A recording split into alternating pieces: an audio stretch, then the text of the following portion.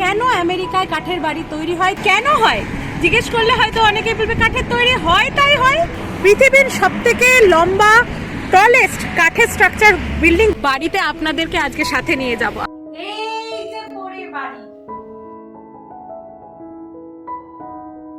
Welcome to Pori's fairytale lifestyle. বাবা পরি তাকিয়ে দেখলো আবার।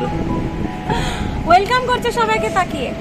আজকে বেরিয়ে পড়েছি আপনাদেরকে একটা জিনিস দেখাবো। আমরাও জানতাম না, আমরা নতুন জানতে পেরেছি এটা। অনেকে হয়তো জানেন যে ইউএস এর বিল্ডিং গুলো কাঠের হয়, আর বাই চান্স আমরা যে শহরে আছি সেই শহরেই পৃথিবীর সব থেকে লম্বা কাঠের কনস্ট্রাক্টেড বিল্ডিং হতে চলেছে। অনেকেরই হয়তো আইডিয়া আছে যে কেন কাঠের তৈরি হয় ইউএস এর বাড়ি। এবার কেন হয় জিজ্ঞেস করলে হয়তো অনেকে বলবে কাঠের তৈরি হয় তাই হয়। এখানে সবার বাড়ি কাঠের তৈরি, আর এখানে কি ইটের তৈরি বাড়ি হয় না? এই দেখুন না আমার পেছনের বাড়িটা, এই দেখুন এটা কিন্তু পুরোটাই ইট হ্যাঁ, কাঠের তৈরি বিল্ডিং ইউএসএ তে হয়। কেন আমেরিকানরা কাঠের বাড়ি পছন্দ করে, সব প্রশ্নের উত্তর দেব একে একে ধাপে ধাপে। আর আপনাদেরকে দেখিয়ে আনি সেই বিল্ডিংটা যেটা পৃথিবীর সব থেকে লম্বা কাঠের তৈরি বিল্ডিং হতে চলেছে। এখন একটা বিল্ডিং আছে যেটা সব থেকে লম্বা কাঠের তৈরি কনস্ট্রাক্টেড বিল্ডিং, সেটা নরওয়েতে আছে, আর সেগুলোর ইনফরমেশনও দিতে থাকবো। চলুন এখন আমাদের সাথে লেকের ধারে, কারণ বাড়িটা একদম লেকের ধারেই আছে। আমরা বাসের জন্য অপেক্ষা করছি, কাজে বেরিয়েছিলাম একটু, অন্য কাজে বাজার টাজার করার ছিল। আর আজকে পরীর বাবার অফিস তো থেকে আজকে উইকেন্ড, আর এমনি একটু তাড়াতাড়ি বেরিয়ে এসেছে পরীর বাবা। উইকেন্ড ভাইবস বলে কথা, উইকেন্ড ভাইবস বলে কথা। সেই জন্য আমরা একটু বেরিয়ে ঘোরাফেরা করবো। ওই কাছেই আর একটা মার্কেটে আমরা যাবো। আর আমরা তো অনেক মার্কেট মিলে বাজার করি, সেটার তো ইনফো আপনারা জানেনই যে কেন অনেক মার্কেট মিলে বাজার করি, তার কারণ এক একটা বাজারে এক এক রকমের দাম। চলুন আমাদের সাথে তাহলে সেই সব থেকে বড় বিল্ডিংটা দেখতে, তার সম্বন্ধে জানতে, তার নাম জানতে, আর কতটা হাইট সব জানাবো। আর কেন আমেরিকায় কাঠের বাড়ি তৈরি হয়, তার ড্রব্যাকস কি কি আর পজিটিভ পার্ট কি কি সবই জানাবো। চলুন। আমরা বাস থেকে নামলাম এখানে। এই যে বিল্ডিংটার কথা আমরা বলছিলাম যে ওয়ার্ল্ডের সব থেকে টলেস্ট বিল্ডিং যেটা হতে চলেছে মিলওয়াকিতে কাঠের স্ট্রাকচার দিয়ে, সেই বিল্ডিংটার কাছেই আমরা বাস থেকে নেমেছি। বাস থেকে নেমে 2 মিনিট হেঁটে যেতে হবে। তার আগে কিছু কথা বলে নিই যে কেন কাঠের বিল্ডিং, কাঠের ঘর হয়, কেন আমেরিকানরা কাঠের ঘর তৈরি করে। দেখুন এখানে এখন কিন্তু তাহলে আমাদেরকে ফিরে যেতে হবে ইতিহাসের পাতায়। যখন ইউরোপের থেকে এখানে আমেরিকায়, এটা তো অনেকেই আমরা জানি যে ইউরোপ থেকেই মাইগ্রেশন হয়ে আসলে আমেরিকায় সবাই এসেছিল, তখন এখন ফিরে যেতে হবে সেই কলম্বাসের যুগে। তারপরে আস্তে আস্তে যখন ইউরোপিয়ান সেটেলমেন্ট হতে থাকলো এখানে, ধরুন না সে কত বছর আগের ঘটনা, 500 বছর, হ্যাঁ 500-এরও বেশি। হ্যাঁ মাইগ্রেশন মানে মাস মাইগ্রেশন শুরু হয় অ্যারাউন্ড ওই রকম টাইম থেকে। তখন তো লোকেদের ঘর বাড়ি তৈরি করতে হতো। স্বাধীনই হয়েছে ধরুন 1776। তো সেই ক্ষেত্রে এবার তো আইডিয়া করতেই পারছেন কবে থেকে মাইগ্রেশন হতে। যখন মাইগ্রেশন হয় তখন তো এখানে শুধু নেটিভ আমেরিকানরা ছিল, আর যারা এখানে কালো চামড়ার লোকজন দেখেন তারা কিন্তু সবাই এখানকার নেটিভ নয়, তারা আবার আফ্রিকা থেকে মাইগ্রেট হয়ে এসেছে। কিন্তু এইখানে নেটিভ আমেরিকান খুবই কম মানুষজন ছিল। তো এখন যখন মাস মাইগ্রেশন হতে থাকে ইউরোপ থেকে, সেই সময়ে এখানে কিন্তু ছিল জঙ্গল, বন জঙ্গল। মানুষ তো তখন পৃথিবীতেই কম ছিল, আর এখানে তো আরোই কম ছিল মানুষজন। তখন বুঝতেই পাচ্ছেন বন জঙ্গল বেশি, কাঠ বেশি, গাছপালা বেশি, ঘর তো বানাতে হবে, থাকতে তো হবে মানুষকে। তো ইজি অ্যাক্সেস ছিল কাঠের। গাছ কাটো বাড়ি বানাও। আমরা ছোটবেলায় কার্টুনে দেখেছি সেই হ্যামার দিয়ে, পুরোনো দিনে কার্টুন যেগুলোতে সে কাঠ কাটছে, সেগুলো হ্যামার দিয়ে পিটিয়ে বাড়ি বানাচ্ছে, কার্টুনে আমি ছোটবেলায় দেখেছিলাম, তাই না বলো? না আমাদের ওখানে অনেক কাঠের কটেজ থাকে, শখ করে বানায় মানুষ। হ্যাঁ, কিন্তু এখানে সব বাড়ি যেহেতু ওটা ইজিলি অ্যাক্সেসেবল ছিল, আর নতুন করে ইন্ডাস্ট্রি তৈরি করে সিমেন্ট প্রোডাকশন কি অন্য কিছু, কংক্রিট যাই হোক, প্রোডাকশনের জন্য তো একটা ইন্ডাস্ট্রি লাগবে। সেটা বানানোর থেকে কাঠটা যেহেতু ইজিলি অ্যাক্সেসেবল ছিল, ইজিলি মানে পাওয়া যেত, সেই জন্য কাঠের বাড়ি, কোনো প্রোডাকশন কস্ট নেই। হ্যাঁ এটা হলো 1 নম্বর কারণ। এবার যেটা হলো 2 নম্বর কারণ, যেটা হলো তো সেই সময় যে যারা বাড়ি বানাতো, কনস্ট্রাক্টর যারা ছিল, তারা কাঠের বাড়ি তৈরি করেছিল, তারা তাদের সেই নলেজটা তাদের নেক্সট জেনারেশনে পাস অন করেছে। তারা তাদের নেক্সট জেনারেশনে পাস অন করেছে। এইভাবেই ওটা পাস অন হতে হতে কাঠের বাড়ি তৈরি হয়ে চলেছে, আর ওইটাতেই তারা কমফোর্টেবল। পরীর খুব ঘুম পেয়ে গেছে, আমি এত বকবক করছে মা, তাই পরীটা ঘুম পেয়ে গেছে। হ্যাঁ, যেটা বলছিলাম সেটা বলি। তাহলে এখনো কেন কাঠের বাড়ি, এই প্রশ্ন তো আসবে ন্যাচারালি। এখনো কাঠের বাড়ি, এর কিছু কিন্তু কারণ আছে, নিশ্চয়ই কিছু কারণ আছে, এমনি এমনি তো নয়। কেন কাঠের বাড়ি আমেরিকায়? কাঠের বাড়ি এই কারণেই যে কাঠের কিছু প্রপার্টিজ আছে, যে জন্য কাঠের ইনসুলেশন প্রপার্টিজ অনেক ভালো। আর এখানে তো খুব বরফ পড়ে, আর গরমকালে কিন্তু বেশ গরম, আবার শীতকালে বরফ পড়ে একেবারে মাইনাসে টেম্পারেচার। এখন প্রশ্ন হতে পারে, ইউকের অনেক কান্ট্রিতে, ইউরোপিয়ান অনেক কান্ট্রিতেও তো মানে খুব বরফ পড়ে, প্রচণ্ড ঠান্ডা হয়, তাহলে ওখানে কেন ইট কংক্রিটের বাড়ি? ওখানে মেইনলি কিন্তু ইট আর কংক্রিটের বাড়ি হয়, কাঠের বাড়ি ওখানেও হয়, কিন্তু আমেরিকানরা কেন এত কাঠের বাড়ি তাহলে পছন্দ করে? প্রথম কারণটা তো বললাম, দ্বিতীয় কারণটাও বললাম, বংশ পরম্পরায় চলে আসছে ওদের কাঠের বাড়ি তৈরিটা। কাঠ এমন একটা মেটেরিয়াল আমরা জানি, যারা খুব নর্মালি কাঠ ইউজ করি, যে কাঠ সহজে হিট নেয় না, আবার হিট ছাড়েও না। মানে যদি আমি একটা কাঠের লেয়ার রাখি বাইরে থেকে, কিন্তু খুব যখন ঠান্ডা পড়বে সেই হিটটা ঘর থেকে বাইরে যাবে না, মানে ঘরের ভেতরটা গরম থাকবে। সেটাকে বলা হয় থার্মাল কন্ডাক্টিভিটি বা থার্মাল রেজিস্ট্যান্স। এবার কাঠের থার্মাল কন্ডাক্টিভিটি কম আর কাঠের থার্মাল রেজিস্ট্যান্স খুব বেশি, ওই জন্য কাঠ আর ভ্যালু, ওই জন্যে কাঠ তাপ এবং বিদ্যুতের সুপরিবাহী। একদম সহজ বাংলা ভাষায় যেটা বলি, কাঠ কিন্তু তাপ এবং বিদ্যুৎ পরিবহন করে না। সেই কারণে ঠান্ডার জায়গায় যদি কাঠের ঘর তৈরি করা হয় বা ঘরের ভেতরে কাঠের একটা লেয়ার থাকে, তো ঘর অনেকটাই কমফোর্টেবল থাকে, শীতকালেও গরমকালে দুটো সময়। এটাও একটা কারণ এখানে কাঠের ঘর তৈরি করা। আপনারা নিশ্চয়ই ভাবছেন যে আমার পিছনের এই বাড়িগুলো তো ইটের বাড়ি, ইটের স্ট্রাকচার দেখছেন, ভুল ভাবছেন না। কিন্তু এই বাড়িটা কিন্তু মেন কনস্ট্রাকশনটা কিন্তু হার্ডউড দিয়ে তৈরি, বুঝেছেন? এইটা কিন্তু পুরোটা কংক্রিটের নয়। আর কংক্রিটের নয়, আর একটা মেন কারণ হলো যে কংক্রিটের বাড়ি তৈরি করতে ঠিক যতটা খরচা পড়বে, সেটা তার থেকে অনেক কম খরচায়, হাফ খরচায়, তার থেকে অনেকটা কম খরচায় কিন্তু কাঠের বাড়ি তৈরি করা যাবে। ঠিক কতটা কম খরচায় করা যাবে? প্রায় হাফ প্রাইস পড়ে। আর একটা কারণ হলো, ইউএসএতে মানুষের একটা টেন্ডেন্সি আছে রিলোকেট করা। হয়তো আজকে সেই সিটিতে আছে 10 বছর আছে বা 5 বছর আছে, তারপরে হয়তো অন্য কোনো সিটিতে তার ব্যবসা বা চাকরির কারণে তাকে যেতে হবে। এবারে যদি ধরুন বারবার এক একটা সিটিতে গিয়ে বাড়ি তৈরি করতে হয়, সেটা একটা খুব কস্টলি ব্যাপার। আর ইট পাথরের বাড়ি কিন্তু খুলে নিয়ে যাওয়া সম্ভব নয়। সেখানে কাঠের বাড়ি কিন্তু খুব সহজেই ওটাকে খুলে রিলোকেট করাটা পসিবল, এবং এখানে সেটা করে অনেকেই। এমনভাবে বাড়িগুলো তৈরি করা হয় যে বিভিন্ন পোর্শন কাঠের সেগুলো খোলা যায়। এখানে যেহেতু আমেরিকানদের এই মোবিলিটি অনেক বেশি, তো সেই কারণে এক জায়গাতে ওরা ইনভেস্টটা অনেকটা না করে, যেহেতু কাঠেতে বেশ সুন্দর করে ওই খরচাতেই ভারী হয়ে যাচ্ছে, সেই জন্য। আর কাঠের বাড়ির রিমডেলিং করাটা খুব মানে সহজ, কম্পারেটিভলি সহজ, কেটে কুটে আবার নতুন করে রিমডেল করা যাবে। সেই কারণেই আর কি কাঠের বাড়ি, এইটা আর একটা কারণ। কথা বলতে বলতে চলে এসেছি একদম ওই বিল্ডিংটার সামনে। আপনারা দেখুন, একদম আমার পেছনে যে ওই যে বিল্ডিংটা দেখছেন, কি মনে হচ্ছে? একদম ঝাঁ চকচকে একটা কংক্রিটের বিল্ডিং? ভুল, এটা কাঠের স্ট্রাকচার। পৃথিবীর সবথেকে লম্বা টলেস্ট কাঠের স্ট্রাকচার বিল্ডিং হতে চলেছে। আর যেটা লার্জেস্ট এরিয়া নিয়ে, সেইটাও আমরা দেখেছিলাম হংকংয়ে। ওখানে একটা টেম্পল ছিল, সেই টেম্পলটা হলো কাঠের সবথেকে বড় কমপ্লেক্স, কাঠের তৈরি সবথেকে বড় কমপ্লেক্স। নরওয়েতে এখন একটা বিল্ডিং আছে, সেটা সবথেকে লম্বা বিল্ডিং আছে এখন, কাঠের তৈরি কনস্ট্রাক্টেড বিল্ডিং। ওটা 280 ফিট আছে। এটা হ্যাঁ হ্যাঁ, অ্যাসেন্ট বিল্ডিংটা আমাদের ঠিক পেছনেই আছে, পরে ঘুমিয়ে আছে, ওই দিক করে মুখ করে ঘুমিয়ে আছে।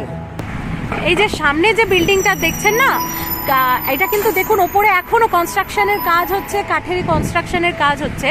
এইটার নাম হলো দ্য অ্যাসেন্ট মিলওয়াকি। এই যে এই বিল্ডিংটা দেখছেন, এইটা এখনো অবধি অফিসিয়ালি বলা যাবে না পৃথিবীর সব থেকে লম্বা বিল্ডিং কাঠের কনস্ট্রাক্টেড, কিন্তু এটা আগস্টে মোস্ট প্রবাবলি এটা চালু হবে, তখন এটা পৃথিবীর সব থেকে লম্বা কাঠের তৈরি বিল্ডিং হবে। আর এখনো অবধি নরওয়ের একটা বিল্ডিং পৃথিবীর সব থেকে লম্বা বিল্ডিং আছে, সেটাও লেকের ধারে, আর এটাও কিন্তু অলমোস্ট লেকের ধারে, মিশিগান লেকের ধারে। আর এই বিল্ডিংটা, নরওয়ের বিল্ডিংটাকে 4 ফুটেতে শুধু বিট করে দেবে, হারিয়ে দেবে। মাত্র 4 ফুট, মানে এক মানুষ উচ্চতাও নয়। আমরা পৃথিবীর সব থেকে বড় কাঠের তৈরি কমপ্লেক্স দেখে এসেছি। দুর্ভাগ্যবশত সেই ভিডিও তো আমাদের কাছে নেই, ফটোও নেই। হংকংয়ে থাকতে দেখেছিলাম, তখন পড়ি পেটুর ভেতর, আর এখন পড়ি এই যে বাবার বুকের কাছে ঘুমিয়ে আছে। এই পিছনে যে বিল্ডিং গুলো দেখছেন না, এইগুলো কিন্তু ভেতরে মেইন কনস্ট্রাকশনটা কিন্তু কাঠেরই হয়। এখন যেটা ব্যাপার হলো কি কি কাঠ দিয়ে তৈরি হয় এখানকার বাড়ি। দু রকমের কাঠ কিন্তু ইউজ হয়, সফটউড ইউজ হয়, হার্ডউড ইউজ হয়। সফটউডের মধ্যে মেনলি পাইন, সাইপ্রাস, আর এইসব পাইন বন তো এখানে প্রচুর। ওরে ঘুমিয়ে আছে, ওই অ্যাসেন্ট বিল্ডিংটার দিকে মুখ করেই ঘুরিয়ে আছে, ঘুমিয়ে আছে। আর সফটউড তো বললাম, হার্ডউড গুলো যেগুলো হলো, হার্ডউডের একটা আপনারা নামটা খুবই আমাদের পরিচিত, সেটা হলো মেহগনি কাঠ। আরো আছে, চেরি আছে, ম্যাপেল আছে, পপলার বলে একটা আছে। চেরি গাছ দিয়েও হয়? চেরি গাছ দিয়ে যেখানে বাড়ি তৈরি হয় আমার জানা ছিল না। মেহগনিটা আমরা জানতাম, মেহগনিটা আপনারাও জানবেন। মেহগনি কাঠের তো ওকটা খুব হার্ডউড, ওটা ফ্লোরিং এর কাজে খুব ভালো ইউজ হয়, খুব পলিশড, সুন্দর। হ্যাঁ, আর এখানকার কিন্তু বাড়ির ফ্লোরিং গুলো হয় কাঠের, ম্যাপেল বা ওক, এই দুটো। হ্যাঁ, সেটা বাড়ি চলুন দেখাচ্ছি। আর দেখাবো যে বাড়ির ভেতরে, তাহলে আপনাদের প্রশ্ন হতেই পারে যে বাড়ির ভেতরের যে ওয়ালটা ওটাও নিশ্চয়ই পুরোই কাঠের, ফ্লোরিংটা কি পুরোটাই কাঠের? চলুন আমাদের সাথে আমাদের বাড়িতে, আমাদের বাড়িতে নিয়ে যাচ্ছি। একটু অগোছালো আছে, ছোট বাচ্চা নিয়ে তো একটু দেখে নেবেন। চলুন আমাদের সাথে পায়ে পায়ে এবার বাড়ি ফিরি। আগে পথে একটু বাজার করে নেবো, কাছেই। সে ওষুধ কিনতে এসেছিলাম না মেট্রো মার্কেটে, আমরা ওই কাছেই আছি, একদম আমাদের মেট্রো মার্কেটের কাছেই কিন্তু এই বিল্ডিংটা। চলুন, আমাদের আজকে কিছু কেনাকাটা আছে, সেই কেনাকাটাগুলো করেই বাড়ির পথ ধরবো। বাড়িতে আপনাদেরকে আজকে সাথে নিয়ে যাব, আমাদের সাথে সাথে চলুন। দেখুন ভেতরে সব কাঠের ব্লক কিন্তু এখনো দেখা যাচ্ছে, কেননা এখনো ভেতরে পুরো কাজ, এটা আন্ডার কনস্ট্রাকশন আছে, কাজ চলছে। ওই দেখুন না, সমস্ত মালপত্র ওখানটায় কত নিচে কত জিনিসপত্র আছে। আমরা সামনেটায় যাব, গিয়ে আপনাদের আবার দেখাচ্ছি। দেখুন কত কিছু এখানে আন্ডার কনস্ট্রাকশন চলছে। দেখছি ওইখানটা গিয়ে, কিন্তু ভেতরে তো এখানে এন্ট্রি নেই, ভেতরে ঢুকে দেখাতে পারবো না। আর ভেতরে দেখুন কাঠের লক কিন্তু দেখা যাচ্ছে, দেখেছেন? দেখতে পাচ্ছেন বিল্ডিং এর সামনে কত সাজ সরঞ্জাম কাজ করার জন্য জোর কদমে কাজ চলছে। আগস্টের মাঝামাঝি চালু হয়ে যাবে দ্য অ্যাসেন্ট মিলওয়াকি, সেজন্য তো জোর সোরে কাজ চলছে। এখন চারপাশে তো ব্লক করা আছে, এখন তো আমরা ঢুকতে পারলাম না। আগস্টে খুললে কখনো আমরা আসবো, সাথে আপনাদেরকেও নিয়ে আসবো। আপাতত বাইরে থেকেই দেখিয়ে দিলাম পৃথিবীর সব থেকে লম্বা কাঠের তৈরি বিল্ডিং। আমরা এবার বাড়ির পথ ধরলাম, মিলওয়াকি ডাউনটাউন ছেড়ে প্রবাসে আমাদের পাড়ার দিকে। প্রায় সন্ধে লেগে এসেছে, আজকে 7টা বাজে, একটু আকাশ মেঘলা আছে। আমরা বাড়ির স্টপেজে পৌঁছে গেছি বাস থেকে নেমে, আর বাড়ির দিকে যাচ্ছি। এটা তো আমাদের বাড়ির যাওয়ার রাস্তা। যারা আমাদের ভিডিও আগে দেখেন তারা তো মোটামুটি আমাদের বাড়ির লোকালিটি মোটামুটি চিনে ফেলেছেন, কোথা থেকে আমরা বাসে উঠি, মিলওয়াকির ডাউনটাউনটা কেমন।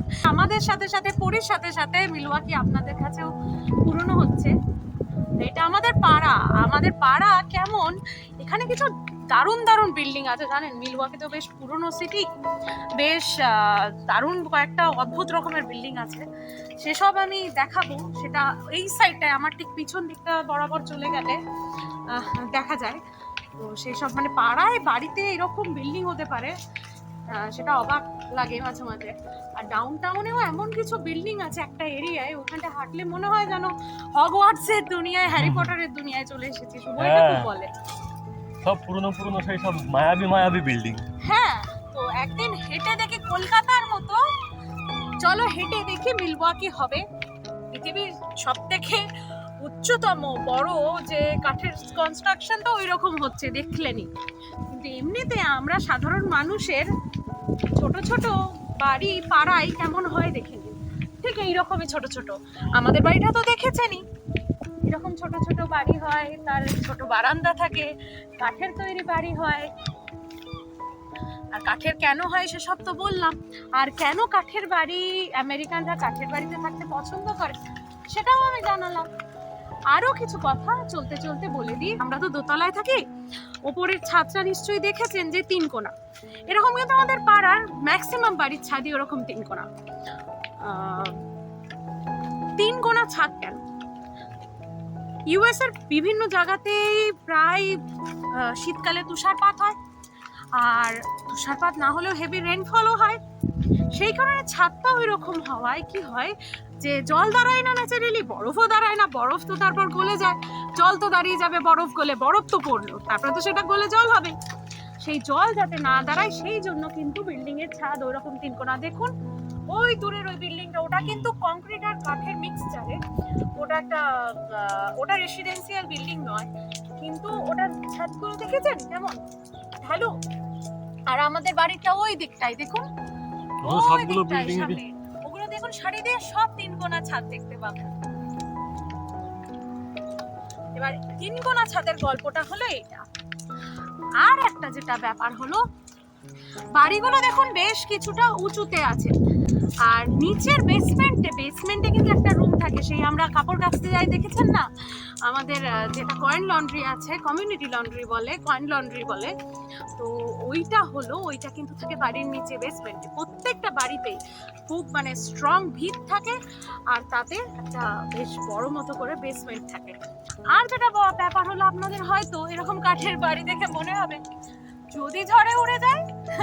এখানে টর্নেডোর গল্প তো অনেক শুনেছেন, কিন্তু কি জানেন এখানে টর্নেডো অ্যালিটা কিন্তু খুব ছোটখাটো একটা ব্যাপার নয়। আর সেখানে দিনে দিনে প্রতিদিন যে টর্নেডো হচ্ছে, খুব ঝড় হচ্ছে, এমনও কিন্তু ব্যাপার নয়। আর টর্নেডো প্রুফ বাড়ি, কংক্রিটের বাড়ি মানেই যে টর্নেডো প্রুফ বাড়ি, এটা কিন্তু খুবই ভুল ধারণা। কংক্রিটের বাড়িও টর্নেডো প্রুফ হয়। যদি সেরকম টর্নেডো অ্যালিতে যেমন টর্নেডো হয় আর কি, তাতে গাড়ি মারি উড়ে আসে 30-40 কিলোমিটার বেগে, সেটা কি কংক্রিটের কি থামাতে পারবে বলুন না? তার থেকে বরং একটা কাঠের বাড়ি উড়ে গিয়ে বড় হয়তো কম্পারেটিভলি সেফার, আর সেটা আর্থকোয়েকের জন্য কম্পারেটিভলি সেফার। এই তো কাঠের বাড়ি দেখুন সারি দিয়ে দিয়ে কেমন তিনকোনা ছাদ। সেই তিনকোনা ছাদ দেখে শুভ ছোটবেলায় বাড়ি আঁকতাম, হ্যাঁ ছোটবেলায় স্কুলে। সেরকম তিনকোনা ছাদ, পাকা বাড়ি। আমরা সে কুড়ে ঘর আঁকতে গেলেই তিনকোনা ছাদ আঁকতাম, আর পাকা বাড়ি করলেই চৌকোন করতাম। কিন্তু এখানে কিন্তু বড় পাকা বাড়ি। হ্যাঁ, এটার বাইরের স্ট্রাকচারটা দেখেছেন, এটা কিন্তু বাইরে কিছুটা কিন্তু কংক্রিটের কাজ থাকে। এই পুরো বাড়িটা কিন্তু কাঠের হয় না, বেসমেন্টটা যে খুব ভালো কংক্রিটের। যদি কখনো কোনো দুর্ঘটনা ঘটে, লাইক ঝড়, সাইক্লোন, আর্থকোয়েকে তো মাটির নিচে কেউ নেই, কিন্তু তখন কিন্তু মানুষ কি ওই বেসমেন্টে গিয়ে কিন্তু ওখানে সেটটা নিতে পারবে। সেইটাও কিন্তু বেসমেন্টের আর একটা কারণ। আর একটা ব্যাপার প্রশ্ন মানুষের মধ্যে জাগতে পারে, কাঠের বাড়ি অগ্নিকাণ্ড তো হতেই পারে। হ্যাঁ, বড় বড় অগ্নিকাণ্ড হয়েছে, কিন্তু প্রতিদিনে কিন্তু খুব বড় অগ্নিকাণ্ড এখানে হওয়ার চান্স খুবই কম। তার কারণটা হলো, এখানে ম্যাক্সিমাম সবাই রান্না কিন্তু গ্যাসে, কেউ ইচ্ছা হলে গ্যাস নিয়ে এসে করতেই পারে, কিন্তু ম্যাক্সিমাম বাড়িতে এখানে কিন্তু হিটার আর ওভেনের রান্না হয়। সেই ক্ষেত্রে সেখান থেকে আগুন হওয়ার চান্স কম্পারেটিভলি কম। দ্বিতীয় যেটা হলো, এখানে প্রত্যেকটা বাড়িতে হাইলি সেন্সিটিভ স্মোক অ্যালার্ম থাকে। ওই রাস্তায় আস্তে আস্তে গাড়িতে বাসের ভেতর ঘুমিয়ে পড়েছিল, এই যে ঘুম দিয়ে উঠেছে। আর আজকে বেচারি দেখুন, আজকে দুর্দশা দেখেছেন, পায়ে ওর ভ্যাকসিন দিয়েছে তো আজকে একটু হয়তো ওর ডিজিনেস থাকতে পারে, মেবি। ডাক্তার সেরকমই বললো, ব্যথা হবে। আমি কোনোদিনই পাত্তা দিতাম না, যদি ওখানে তো শরীর ভালোর জন্য। যাই হোক, বেচারি দুটো পায়ে, ওর বাবা বলছে দুটো পায়ে যে ট্যাটু করে আছে। আর আকাশটা দেখেছেন কি সুন্দর। ওরি এখন ঘুম থেকে উঠে ভোঁদর হয়ে গেছে, ভোঁদর ফুরি হয়েছে। চলুন আমরা বাড়িতে ঢুকি। পরি আর পরির মা আসার আগে আমি যখন এই বাড়িতে প্রথম এসেছিলাম, তখন তো ঘরে কিচ্ছু ছিল না, পুরো খালি ঘর ছিল। আমি সেই খালি ঘরের ভিডিও আপনাদের দেখিয়েছিলাম, যে কেমন ঘর, কেমন ডাইনিং, কেমন বাথরুম, কোন ঘরে কি আছে। তখন পুরোই খালি ঘর ছিল। এখন তো টুকটুক করে একটা দুটো করে জিনিস চলে এসেছে, যে কাঠের সিঁড়ি দিয়ে উঠছে খটখট করে। এই পাশের দেয়ালটা কিন্তু পুরো কংক্রিটের, একদম সিমেন্ট বালি আর কংক্রিটের। হ্যাঁ, আর এই বাইরের দিকে কংক্রিটের কাজ আছে, আর কংক্রিট আর কাঠ মেশানো। আমার কিন্তু কাঠের বারান্দাটা বেশ ভালোই লাগে, টানা বেশ বড় বারান্দা। ওই দূরে ওখানে কিছু গাছ করছি, সেই যে মেনাস থেকে গাছ নিয়ে এসেছিলাম না, গাছের বীজ, সে টব নিয়ে এলাম, সে গাছ করছি। গাছ হোক, আপনাদের দেখাবো। আসুন, পরের বাড়ি। এই যে পরের বাড়ির মেঝে দেখুন কাঠের, মাঝে মাঝে ক্যাচ ক্যাচও করে, কিন্তু এটা ভয় পাবেন না, অত সহজে ভেঙে পড়বে না। আরো কিছু আপনাদের পার্থক্য দেখিয়ে দিই, যে পার্থক্য খুব সহজে চোখে পড়বে। আমাদের রান্না হয় বলছিলাম না, এই যে ওভেন আছে, আপনারা তো দেখেছেন যারা আমার ভিডিও দেখেন, তার উপরে কুকটপে কিন্তু এরকম হিটারে রান্না হয়।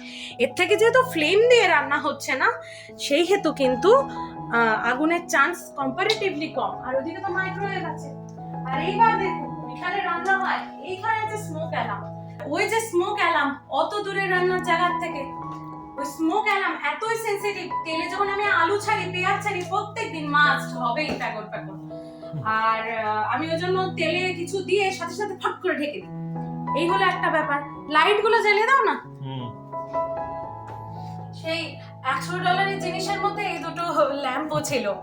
আর এবার এদিকে দেখুন, আমাদের ওখানে কিন্তু এরকম ফুললি ফার্নিশড বাড়ি ভাড়া খুব কমই পাওয়া যায়, কিন্তু এখানে এই অপশনটা থাকে। আর যদি এটা কিন্তু আমাদের ফুল ফার্নিশড বাড়ি নয়, আমাদের পুরো ঘর তো খালি ছিল, তাতে কিন্তু তাও কিছু বেসিক ফ্যাসিলিটিস দেওয়া থাকে, যেমন এই কাপড় ইয়ের থাকে, এটাও কাঠের। ওভেন আছে রান্নার, আছে মাইক্রোওয়েভও ইনক্লুডেড ছিল, ফ্রিজ এখানে ছিলই, আমরা এটার ব্যবস্থা করিনি। আর একটা জিনিস দেখুন, এখানে কিন্তু এরকম ব্লাইন্ডস থাকে। আমাদের এরকম পর্দা কিন্তু বাড়িতে বাড়িতে নয়, এরকম ব্লাইন্ডস থাকে। আমাদের বাড়িতে এরকম ব্লাইন্ডসটাই আছে। এইটাকে যদি এরকম করে ঘোরায়, এটাকে এইভাবে ঘোরালে এই যে এটা পুরো বন্ধ হয়ে গেল। যদি মনে হয় ঘরে একটু আলো ঢোকাবো, সূর্যের আলো, এরকম করে দিলে বাইরে থেকে ঢুকবে। এখন তো সন্ধ্যা নামছে, এখন ঘরে আলোয় আলো হয়ে আছে।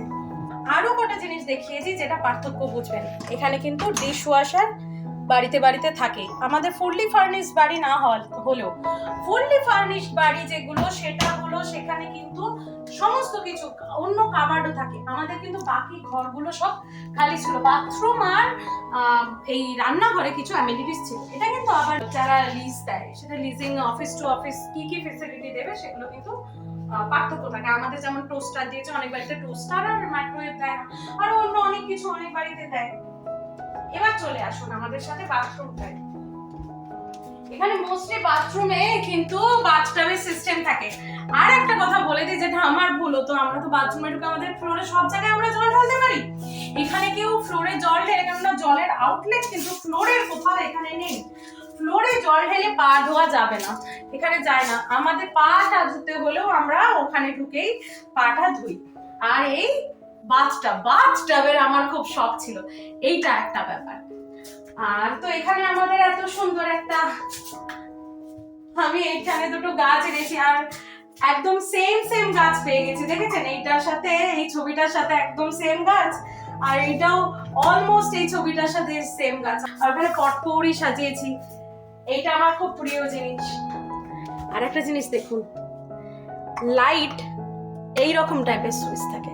এই যে নিচে করে দিলাম, অফ হয়ে গেল, তখন এই ওপরে না অফ লেখাটা উঠছে, দেখুন কাছে থেকে অফ লেখাটা উঠছে। আর এরকম করে দিলাম, এখানে অন, তার মানে আমার লাইট অন আছে। এখন একটা লাইট তো অন থাকবে। এমনিতে কিন্তু প্লাগ পয়েন্টে সুইচ থাকে না, জানেন তো। এখানে দেখুন কত প্লাগ পয়েন্ট, মানে ঘরের চারি জায়গায় দেখবেন প্লাগ পয়েন্ট, আর প্রত্যেকটা প্লাগ পয়েন্টের নিচে ঘরে কম করে একটা দুটো করে এরকম করে, ঘরে কম করে 15 থেকে 20টা পাওয়ার পয়েন্ট আছে। আমাদের শোয়ার ঘরেই আছে, আসলে দেখতে পাবেন।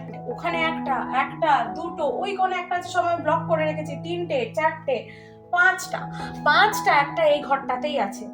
এখন এই পাওয়ার প্লাগ গুলোতে কিন্তু বাচ্চা আঙুল ঢোকাতে পারবে না। নিচু আছে বলে অনেকে ভয় পেতে পারেন, গিয়ে হয়তো আঙুল ঢোকাতে পারবে না, সেরকম নয়। আর এই প্লাগ পয়েন্টে কিন্তু সবসময় কারেন্ট সাপ্লাই থাকে, এসি কারেন্ট। কিন্তু যেহেতু প্লাগ পয়েন্টগুলো একটু সরু অন্যরকম, এখানে আঙুল ঢোকানোর মতো কোনো চান্স এখানে থাকে না, তাই ওই ধরনের কোনো অ্যাক্সিডেন্ট হবার চান্স থাকে না। কিন্তু ফ্যান চালাতে হবে। আর একটা ব্যাপার দেখুন, এই যে প্লাগ পয়েন্টের একটা, আপনি উল্টো করে যদি এখানে ঢোকাতে যাই ঢুকবেই না, কারণ প্লাগ পয়েন্টটার একটা দিক ছোট আছে, একটা বড় আছে, ওইভাবেই। তো আমি উল্টো করে ঢোকাতে গেলে ঢুকবে না, ঠিক বড়র দিকটা বড়র দিকে, ছোটর দিকটা ছোটর দিকে, এই যে গেল। আর এখান থেকে করলে অন হয়ে যাবে। আর এই যে দেখছেন এখানে কিন্তু যে প্লাগ পয়েন্ট গুলো আছে বা পাওয়ার সাপ্লাই গুলো আছে, এটাতে কিন্তু কোনো সুইচ থাকে না আমাদের দেশের মতো। আমাদের ইন্ডিয়াতে কিন্তু একটা সুইচ থাকে, প্লাগ দিয়ে তারপরে সুইচ দিলে, হ্যাঁ, ডিরেক্ট প্লাগ করলে পরেই কিন্তু ফ্যান চলতে শুরু করবে। পরিরও জল তেষ্টা পেয়ে গেছে। পরি জল খাচ্ছে, পরি হিক্কি চলছিল, কুক কুক কক কক করে হিক্কি তুলছে পরি। পরি জল তেষ্টা পেয়েছে বাবা।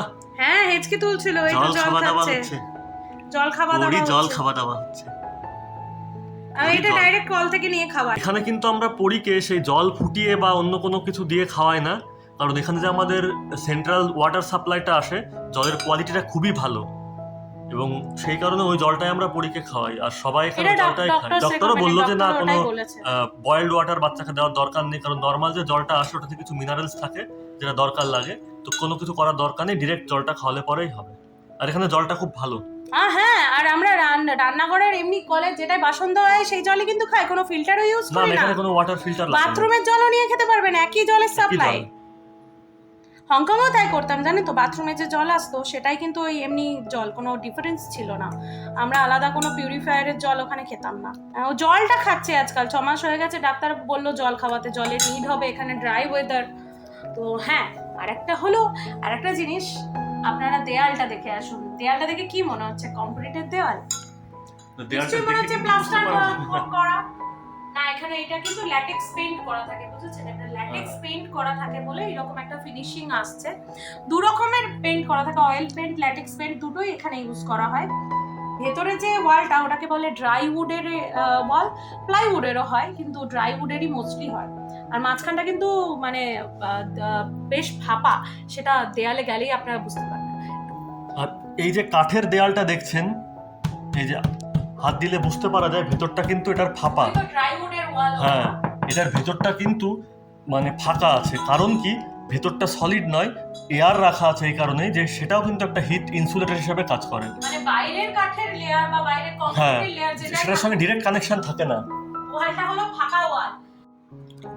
ইউএস এর এই কাঠের বাড়িগুলোর আরেকটা বিশেষত্ব হলো যে এই যে দেখছেন আমাদের ডাইনিং রুমটা বা মাঝের রুমটার কাঠের ফ্লোরিং, ঠিক যখনই আমরা আমাদের লিভিং রুমে ঢুকে যাচ্ছি, লিভিং রুমে কিন্তু আছে বেশ মোটা কার্পেট, এবং এটা বেশ নরম এবং খুব মোটা কার্পেট। মোটা কার্পেটটা থাকার দরুন ভেতরে হাঁটাচলা করাও বেশ আরামদায়ক। এখানে তো খুব ঠান্ডা পড়ে, -20-25, কখনো কখনো -30 পর্যন্তও যায়। সেই ঠান্ডায় হিটিং এর কি ব্যবস্থা আছে? এখানে কিন্তু বলে রাখি, সেন্ট্রালাইজড হিটিং সিস্টেম আছে।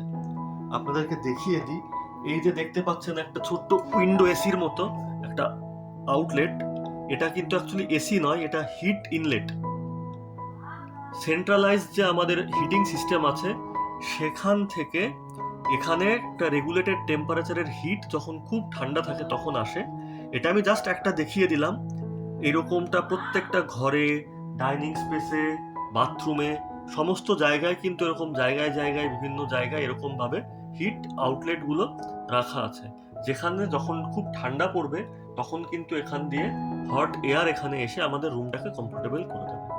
আর একটা জিনিস আপনাদেরকে দেখিয়ে দিই, এই যে আমাদের বাথরুমের ফ্লোরিংটা দেখতে পাচ্ছেন, এটা কিন্তু দেখে অনেক সময় টাইলস বলে ভুল হতে পারে, কিন্তু এটা ভুল করবেন না, এটা কিন্তু ফ্লোর টাইলস নয়। কারণ ফ্লোর টাইলস অনেক সময় গ্লেজি হয়, খুব ঠান্ডা হয়, ওটা অনেক সময় ফেটে যেতে পারে যখন টেম্পারেচার ফ্লাকচুয়েট করে, শীতকালে খুব ঠান্ডা, গরমকালে খুব গরম। সেই কারণে এটা কিন্তু একটা ভিনাইল ফ্লোরিং করা আছে, এবং এটা অতটা গ্লেজি নয় বা টাইলসের মতো খুব শক্ত নয়।